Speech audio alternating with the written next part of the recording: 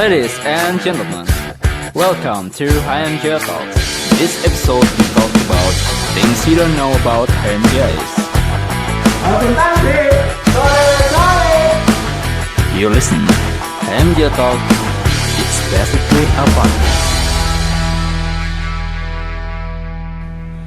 Oke, bersama saya Muhammad Alif dan di hadapan saya ada Kak Reski Setiawan, biasa dipanggil Kak Res. Beliau menjabat sebagai Ketua Umum HMJ Tembongaya 2020-2021. Bagaimana kabar Kak Res? Alhamdulillah baik. Kita bagaimana Alif? Alhamdulillah baik.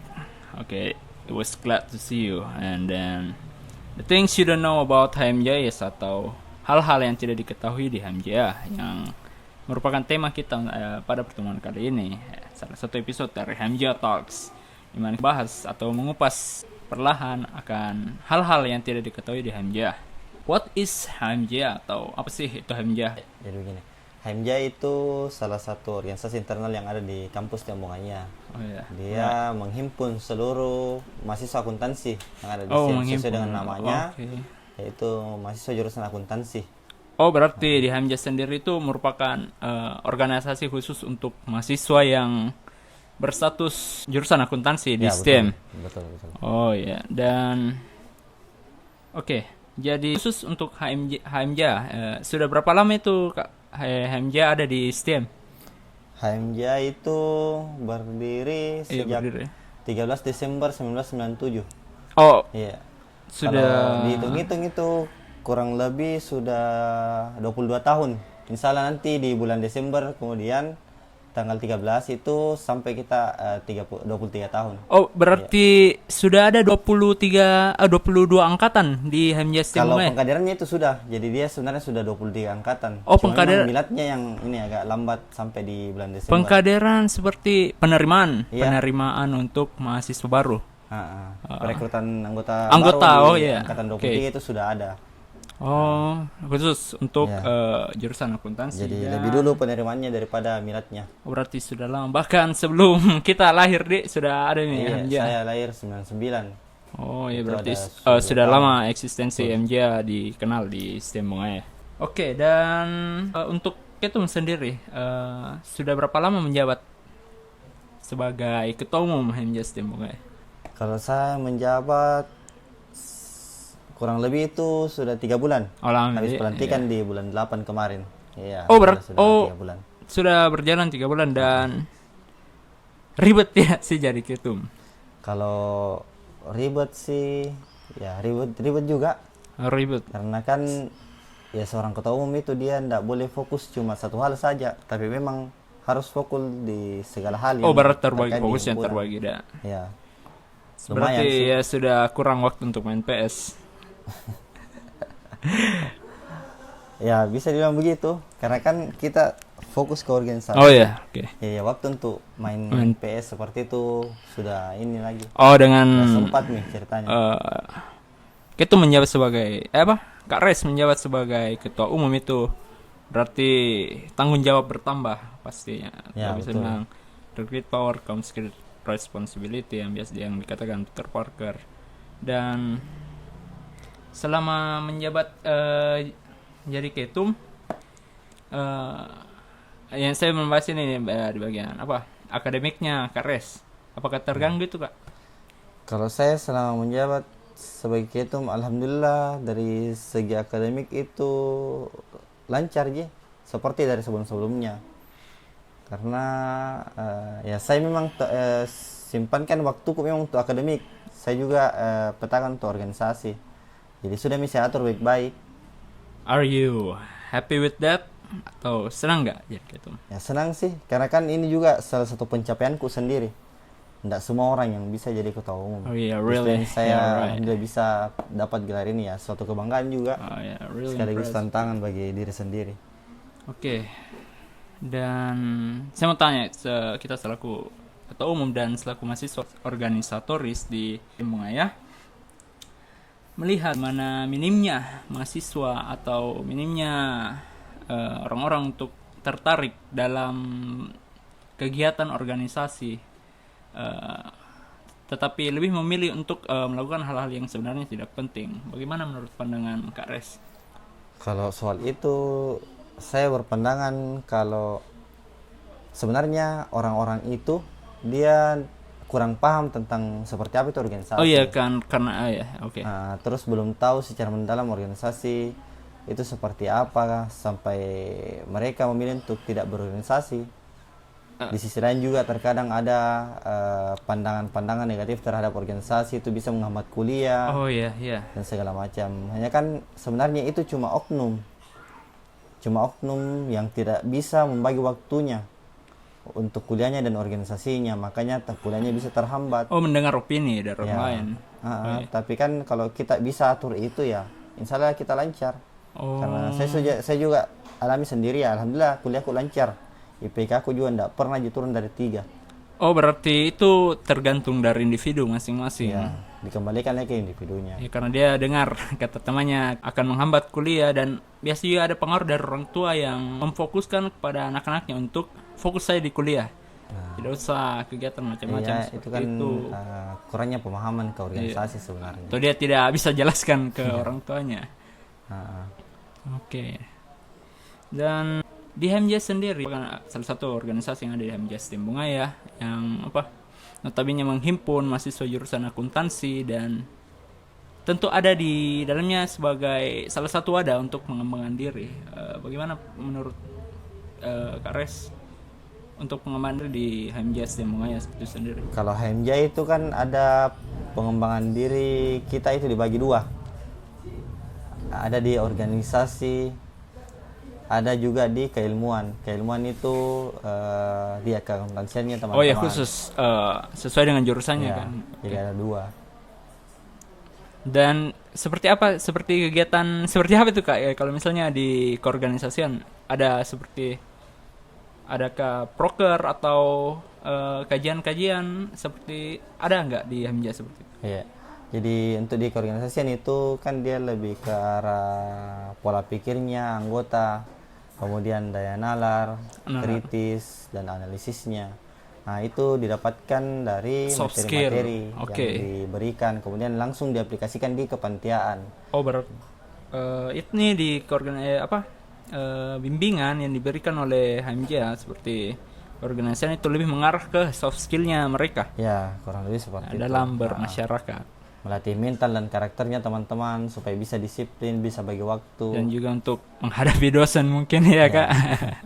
Jadi kan itu juga salah satu kebutuhan nanti di dunia kerja. Oh ya, that's something that they really need and not something that they really want. Oke. Dan untuk di keakuntansian sendiri atau keilmuan yang Kak Riz katakan, adakah bimbel atau bagaimana untuk Ya, itu? ya begini.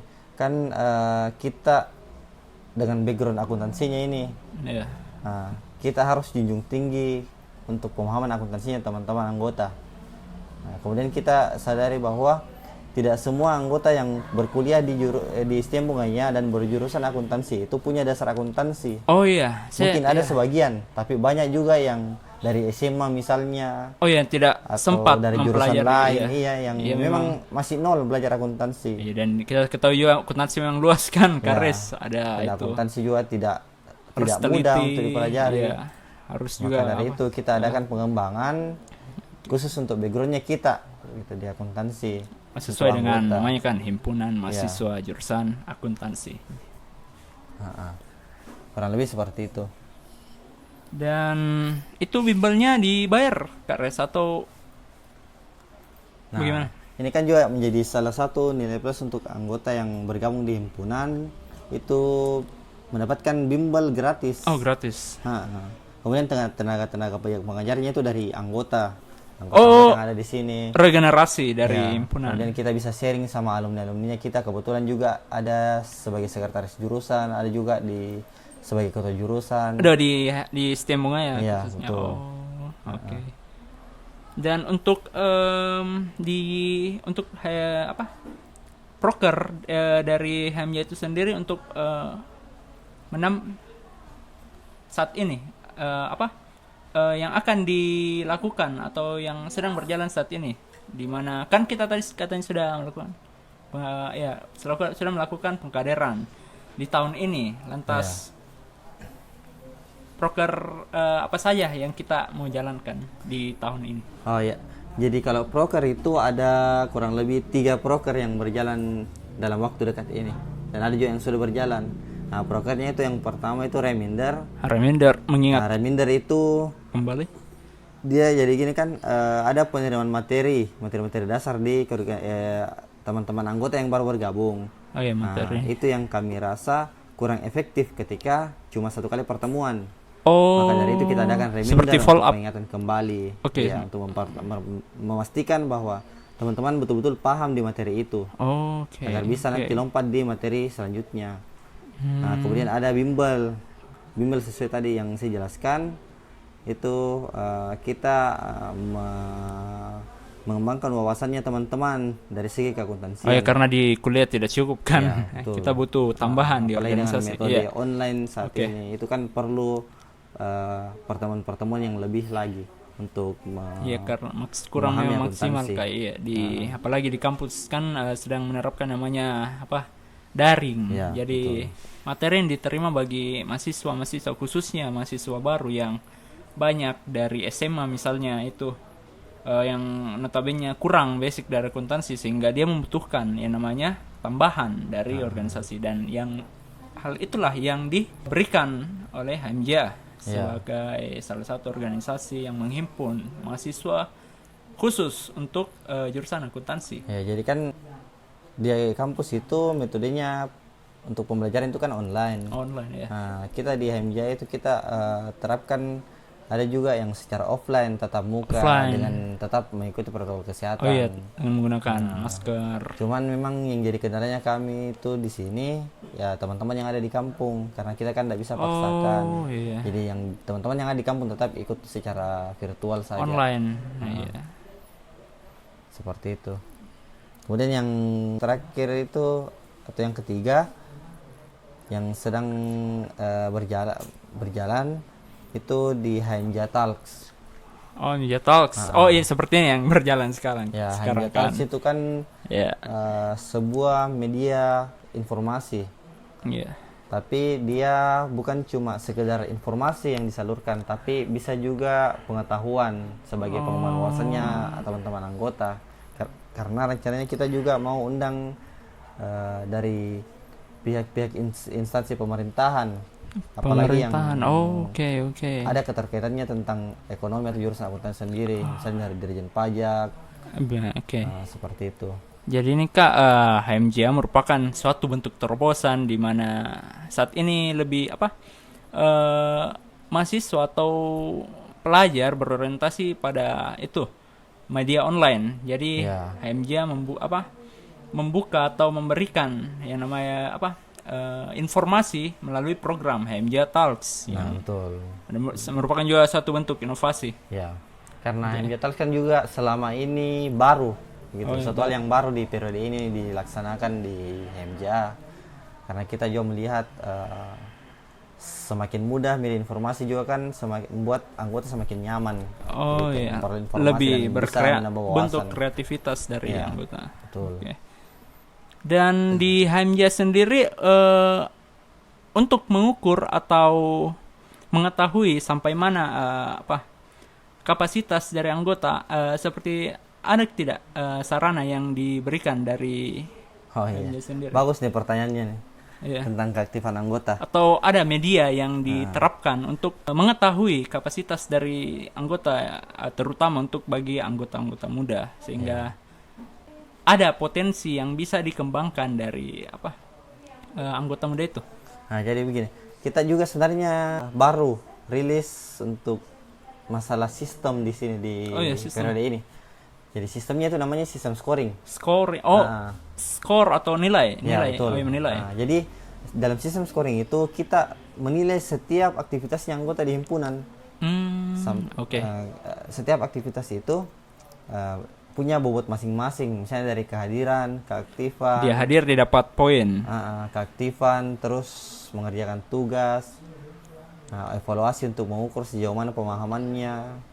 Sehingga ada hasil yang diperoleh. Dan bentuk tanggung jawab seperti apa yang dilaksanakan dan diselesaikan.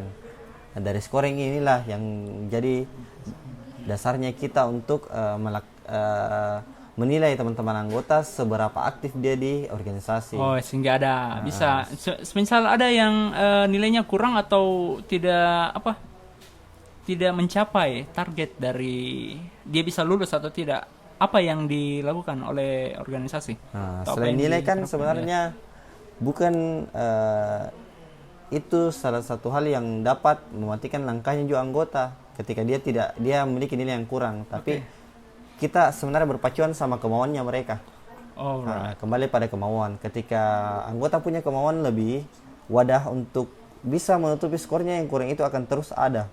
Oke. Jadi kebijakan seperti itu yang akan dikeluarkan oleh Supaya mentalnya pengurus. tidak jatuh Iya, dan betul. mulai Dan kita tidak batasi dia untuk bisa berproses terus di himpunan.